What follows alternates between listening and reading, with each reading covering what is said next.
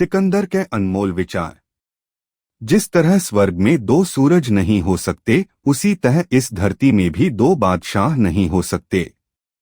जिसके लिए पूरा विश्व भी कम पड़ गया, उसके लिए आज सिर्फ एक कब्र ही काफी है। मैं अपनी जीत के लिए कभी भी धोखा नहीं करता। हर आने वाला प्रकाश सूरज नहीं है। हर किसी का आचरण उसके भाग्य पर निर्भर करता है। मैं शेरों की उस सेना से नहीं डरता जिनका लीडर एक भेड़िया है, बल्कि मैं भेड़ियों की उस सेना से डरता हूं जिनका लीडर एक शेर होता है। मैं अपने पिता का बहुत आभारी हूं जिन्होंने मुझे यह जीवन प्रदान किया, और अपने शिक्षकों का आभार व्यक्त करता हूं जिन्होंने मुझे अच्छी तरह से जीना सिखाया। सिकंदर का जन्म और प्रारंभिक जीवन। सिकंदर का जन्म 356 ईसा पूर्व यूनान के मैसेडोन या मकदूनिया के पेला नामक स्थान पर हुआ था। इनके पिता फिलिप द्वितीय मकदूनिया और ओलंपिया के राजा थे। उनकी माता ओलंपिया जो एपिरुस की राजकुमारी थी। उसकी एक बहन थी जिसका नाम क्लियोपेट्रा था। सिकंदर की प्रारंभिक शिक्षा। सिकंदर, जो बहुत ही बुद्धिमान थे, उन्होंने 12 वर्ष की आयु में ही घुड़सवारी जैसे कठिन चीजों को बहुत ही अच्छी तरह से सीख लिया था। सिकंदर की प्रारंभिक शिक्षा इनके एक रिश्तेदार दस्टर्न लियोनिडास से हुई। अलेक्जेंडर ग्रेट के पिता फिलिप चाहते थे कि ये पढ़ाई के साथ युद्ध विद्या का भी ज्ञान प्राप्त करे और एक महान योद्धा बने, इसलिए बचपन से ही इनको युद्ध विद्या जैसे तलवारबाजी, धनुर्विद्या, घुड़सवारी आदि की शिक्षा भी दस्टर्न लियोनिडास से ही प्राप्त की। इसके पश्चात इनके पिता इनके आगे की शिक्षा के लिए एक महान दार्शनिक और विचारक अरस्तु को नियुक्त किया गया। उस वक्त इनकी उम्र 13 वर्ष थी। अरस्तु के निर्देशन में ही सिकंदर ने साहित्य, विज्ञान, दर्शन शास्त्र जैसे विषयों का अध्ययन किया। बहुत से इतिहासकारों का यह भी मानना है कि सिकंदर को विश्व विजेता बनाने का सपना अरस्तु ने ही दिखाया था और सिकंदर को इसके लिए तैयार किया था। सिकंदर के राजा बनने की कहानी। सिकंदर की उम्र जब 20 वर्ष थी, तब इनके पिता की मृत्यु हो गई। पिता के निधन के बाद 336 ईसा पूर्व में सिकंदर मैसेडोनिया या मकदूनिया का सम्राट बनने के लिए सिकंदर ने सेना की मदद से अपने सौतेले और चचेरे भाइयों की हत्या भी करवानी पड़ी।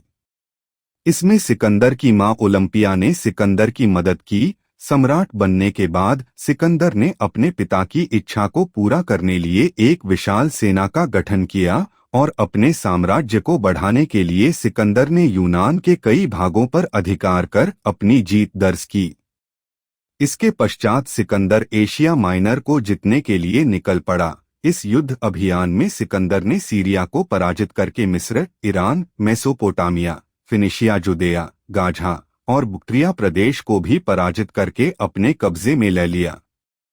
उस समय सभी राज्य फारसी साम्राज्य का हिस्सा हुआ करता था, जो सिकंदर के साम्राज्य का लगभग 40 गुना था। इसी दौरान सिकंदर ने 327 ईसा पूर्व में मिस्र में एक नए शहर की स्थापना की, जिसका नाम अपने नाम पर अलेक्जेंड्रिया रखा और यहाँ एक विश्वविद्यालय का भी निर्माण करवाया। सिकंदर ने अपनी विशाल सेना और कुशल सेना नेतृत्व फारस के राजा डेरियस तृतीय को अर्बेला के युद्ध में हराकर स्वयं वहां का राजा बन गया। फारस की राजकुमारी रुक्साना से विवाह करके सिकंदर ने जनता को भी अपनी ओर कर लिया। इसके अलावा सिकंदर ने कई अन्य जगहों पर अपनी जीत हासिल की। इसमें भारत का भी कुछ हिस्सा शामिल था। सिकंदर और पोरस का युद्ध। तक्षशिला के राजा अंभी को हराकर सिकंदर झेलम और चिनाब नदी की ओर बढ़ा और झेलम नदी के किनारे ही सिकंदर और पोरस या पेरू के बीच एक बहुत ही प्रसिद्ध युद्ध लड़ा गया, जिसे हाइडेस्पीज का युद्ध या वितस्ता का युद्ध कहा जाता है। इस युद्ध में पोरस की हार हुई।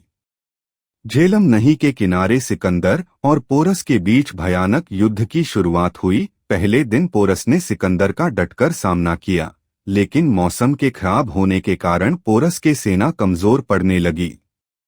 ये देखकर सिकंदर ने पोरस से आत्मसमर्पण करने को कहा, लेकिन पोरस ने हार नहीं मानी और युद्ध करते रहे।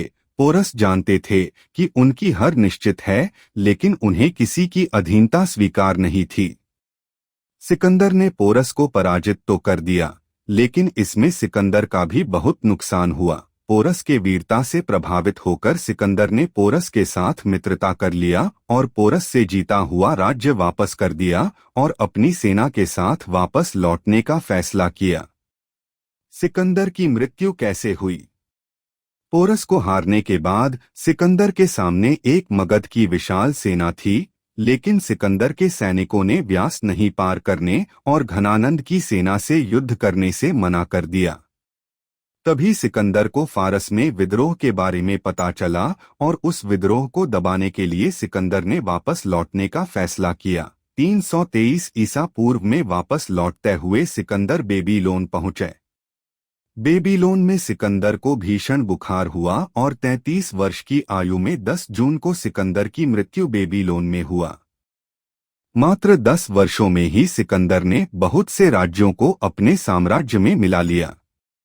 ये बात अलग है कि उसके मृत्यु के बाद उसका साम्राज्य बिखर गया और शक्ति के लिए इसमें शामिल देश आपस में लड़ने लगे। आशा करते हैं आपको सिकंदर का इतिहास अच्छा लगा।